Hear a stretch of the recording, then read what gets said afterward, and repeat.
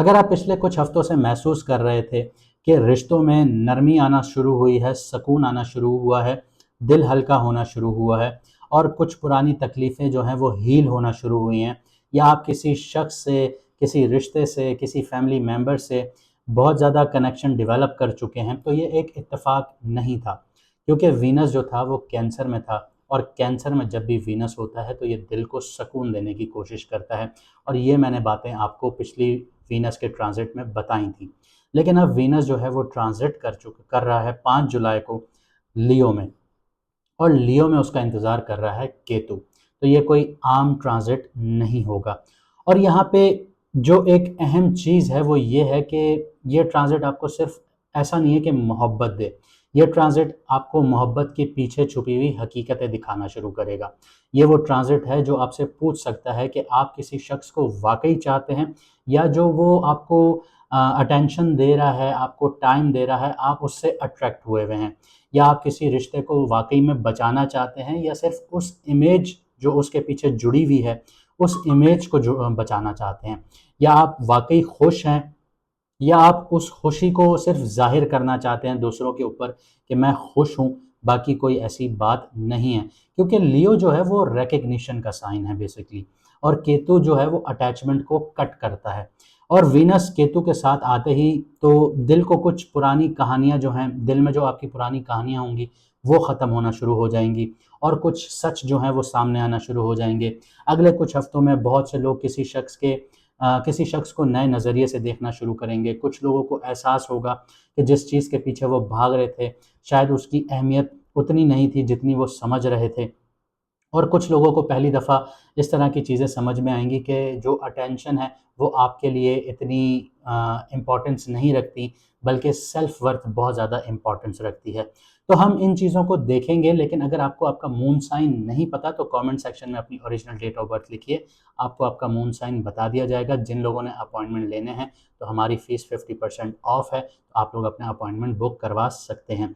International जो clients हैं उनके लिए ऑफ नहीं होगा, क्योंकि यहाँ पे जो चार्जेस हैं वो थोड़े से चेंज होंगे। इसके अलावा आप लोगों को अगर कोई तकलीफ़ है, आपके करियर से रिलेटेड आप जानना चाहते हैं कि आपको कौन-सा पाथ चूज़ करना चाहिए, फैमिली के इश्यूज़ हैं, घर के इश्यूज़ हैं, अगर आप लोग सदक़े वगैरह से आप लोग उनको रिज़ॉल्व करवाना चाहते हैं, तो आप लोग अपॉइंटमेंट बुक करवा सकते हैं। तो आइए वीडियो को शुरू करते हैं, देखते हैं वीनस का जो ट्रांज़िट है, केतु के साथ जो कंजंक्शन है, आपके मून साइन से आपके ऊपर कितना इम्पैक्टफुल होने जा रहा है, और आपके लिए क्या कहानियाँ खोलने जा रहा है। अब बात करते हैं कैंसर मून साइन वालों की। तो पिछले कुछ हफ्तों में वीनस जो था वो आपके फर्स्ट हाउस में था। आप लोगों ने महसूस किया होगा कि आपके अंदर एक अ, नरमी में आप लोगों ने महसूस की होगी। आप लोगों के रिश्तों में हीलिंग होना शुरू हुई हुई होगी। इमोशनल जो बोझ है वो हल्का होना शुरू हुआ होगा, या फिर आपने अपनी खुशियों को दूसरों की एक्सपेक्टेशन से अलग करके देखना शुरू किया होगा। लेकिन वीनस जो है, अब जैसे मैंने आपको बताया कि कैंसर से निकल के लियो में ट्रांज़िट कर रहा है, और लियो आपका सेकंड हाउस है। सेकंड हाउस जो होता है वो पैसों का घर होता है, फैमिली का होता है, आपकी सेल्फ वर्थ का घर होता है, वैल्यूज़ का घर होता है, स्पीच का घर होता है, सिक्योरिटी का घर होता है, और ये घर एक्टिवेट हो रहा है। लेकिन यहाँ पे जैसे मैंने आपको बताया पहले से केतु मौजूद है। वीनस की जो 7वीं नज़र है वो आपके 8th हाउस पर पड़ती है, और 8th हाउस में राहु बैठा हुआ है। यानी अगले कुछ हफ्तों की कहानी सिर्फ़ पैसों की नहीं होगी, ये कहानी कुछ इस तरह से होगी कि मेरे पास क्या है, या मैं किस चीज़ को इतनी अहमियत देता हूँ, इन दोनों के बीच में एक फ़र्क समझने वाली कहानी होगी। सेकंड हाउस की जो एक्टिवेशन है, ये पैसा या कीमत, ये चीज़ एक्टिवेट करता है आपकी ज़िंदगी में। वीनस जब सेकंड हाउस में आता है तो आमतौर पर फाइनेंसेस, कंफर्ट, फैमिली मैटर्स को इम्प्रूव कर देता है। इनकम अपॉर्च्युनिटीज़ आना शुरू हो जाती हैं, फाइनेंशियल प्लानिंग पर फोकस बढ़ सकता है आप लोगों का। आप अपने लाइफ़स्टाइल को अपग्रेड करना शुरू कर देते हैं। लेकिन केतु जैसे यहाँ पे बैठा होता है वो आपसे बहुत गहरा सवाल पूछेगा, क्या पैसा वाक़ई सिक्योरिटी देता है, या सिक्योरिटी किसी और जगह से आती है? कुछ कैंसर वालों के लिए ऐसा महसूस करना हो सकता है कि जिस चीज़ के पीछे, या फाइनेंशियल सक्सेस जिन चीज़ों को वो लेकर समझ रहे थे, उसका इमोशनल इम्पैक्ट उतना स्ट्रॉन्ग नहीं जितना वो एक्सपेक्ट कर रहे थे। फैमिली और वैल्यूज़ की बात की जाए तो सेकंड हाउस जैसे फैमिली और वैल्यूज़ का भी होता है। तो इस ट्रांज़िट के दौरान पुराने फैमिली डायनामिक्स समझने में आप लोगों को आसानियाँ होना शुरू होंगी। कुछ इनहेरिटेंट जो बिलीव्स हैं वो चैलेंज हो सकते हैं। इसके अलावा कुछ कन्वर्सेशंस जो हैं वो आपकी सोच बदलना शुरू कर सकती हैं। वीनस क्योंकि हार्मनी लेकर आता है, लेकिन केतु जो है वो इमोशनल अटैचमेंट का टेस्ट लेना शुरू करता है। आप किसी फैमिली मैटर को ज़्यादा मैच्योर नज़रिए से देखना शुरू कर सकते हैं। सेकंड हाउस जो है, इसके अलावा आप लोगों की स्पीच का घर भी है, और आप लोगों के इस ट्रांजिट में कम्युनिकेशन स्टाइल को भी चेंज होते हुए आप लोग देख सकते हैं। आप कम बोलकर ज़्यादा कहना सीख सकते हैं इस टाइम पीरियड पर। कुछ लोगों को महसूस होगा कि उन्हें हर बात एक्सप्लेन करने की ज़रूरत नहीं है और हर शख्स को कन्विंस करने की ज़रूरत नहीं है। ये इमोशनल विज़डम की एक निशानी होती है। वीनस की जो 7वीं नज़र है, जैसे मैंने आपको बताया कि वो आपके 8th हाउस पर पड़ती है और 8th हाउस में राहु बैठा हुआ है। तो ये इंटरेस्टिंग पार्ट है आप लोगों की ज़िंदगी का जो चैप्टर स्टार्ट हो रहा है, क्योंकि 8th हाउस जो है वो डीप ट्रांसफॉर्मेशंस का घर है, शेयर्ड फाइनेंसेस का घर है, हिडन इमोशंस का घर है, ट्रस्ट का घर है, साइकोलॉजिकल पैटर्न्स का घर है, इंटीमेसी का घर है। और जैसे राहु यहाँ पर बैठा है तो ये आपको मिस्ट्रीज़ हैं उनकी तरफ बहुत ज़्यादा खींचेगा। ऑब्सेशंस क्रिएट कर सकता है आपके लिए, अनआंसर्ड क्वेश्चंस को और इम्पोर्टेंट बना सकता है आप लोगों के लिए। लेकिन वीनस और केतु जो सेकंड हाउस में बैठे हैं वो बैलेंस करेंगे, और आपसे यही एक सवाल होगा कि क्या आप वाक़ई उस चीज़ को समझना चाहते हैं या सिर्फ़ उसे कंट्रोल करना चाहते हैं। तो ये चीज़ें जो हैं इन दोनों के बीच में एक सवाल होगा जो आपको जवाब खुद ढूँढना होगा। ये ट्रांज़िट और ये ट्रांज़िट जो है ट्रस्ट और कंट्रोल के दरमियान का बैलेंस सिखाएगा आप लोगों को। आगे बढ़ते हैं, लव और रिलेशनशिप्स की बात करते हैं, क्योंकि 8th हाउस में इन-लॉज़ भी आ जाते हैं आप लोगों के, सेकंड हाउस में फैमिली मैटर्स भी आ जाते हैं, रिलेशनशिप्स भी आ जाते हैं। तो ये सबसे इम्पॉर्टेंट थीम बन जाती है। इमोशनल सिक्योरिटी को अगर हम देखें तो सिंगल जो कैंसर वाले हैं, वो ऐसे शख्स से अट्रैक्ट हो सकते हैं जो उन्हें इमोशनली सेफ़ महसूस करवाए।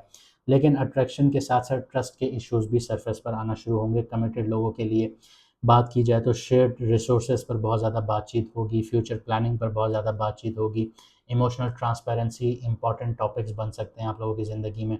ये ट्रांज़िट सुपरफिशियल कनेक्शंस को सपोर्ट नहीं करता किसी भी तरीके से, ये डेप्थ माँगता है आप लोगों से।